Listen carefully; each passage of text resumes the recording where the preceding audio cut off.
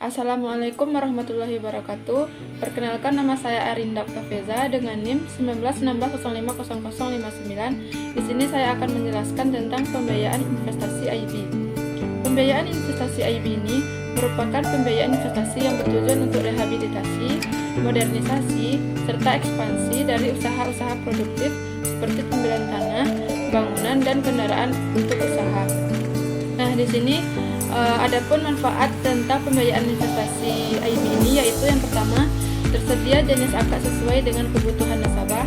Yang kedua, penarikannya dapat dilakukan sekaligus atau bertahap. Yang ketiga, pelunasan dapat dilakukan dengan cara diangsur. Dan adapun fitur yang tersedia, yang pertama itu dengan akad murabahah, di mana BCA Syariah membiayai pembelian barang-barang kebutuhan investasi yang diperlukan oleh nasabah sebesar harga pokok ditambah dengan margin keuntungan bank yang disepakati. Yang kedua, musyarakah mutanabisah, di mana bank BCA Syariah membiayai sebagian kebutuhan investasi dan rugi berdasarkan nisbah yang telah disepakati sebelumnya. Yang ketiga, ijarah mutahiyah bil tamlik, di mana BCA Syariah membiayai pemilikan barang-barang modal kebutuhan investasi yang diperlukan oleh nasabah dengan prinsip sewa dan diakhiri dengan pengalihan barang tersebut kepada nasabah dengan jangka waktu sampai dengan 10 tahun disesuaikan dengan tujuan penggunaan pembiayaan. Adapun persyaratan untuk pembiayaan investasi IB ini, yang pertama yaitu cakap hukum, yang kedua memenuhi salah satu dari syarat yang pertama, dia termasuk warga negara Indonesia atau WNI, berusia minimal 21 tahun atau telah menikah untuk nasabah perorangan. Yang kedua, telah sesuai dengan anggaran dasar serta ketentuan hukum yang berlaku untuk nasabah badan. Memiliki kemampuan dan kemauan untuk melunasi pembiayaan yang diberikan, tidak dalam keadaan pailit, tidak termasuk dalam daftar hitam dan daftar kredit macet regulator. Adapun persyaratan untuk dokumen, yang pertama itu fotokopi kartu identitas atau disebut dengan KTP, yang kedua fotokopi KK, yang ketiga asli surat keterangan domisili dari kelurahan setempat untuk kartu identitas luar kota, yang keempat asli surat pernyataan beda nama atau tanda tangan bila terdapat perbedaan nama atau tanda tangan. Yang kelima, fotokopi nomor pokok wajib pajak atau NPWP. Yang keenam, fotokopi surat izin usaha perdagangan, surat izin usaha lainnya.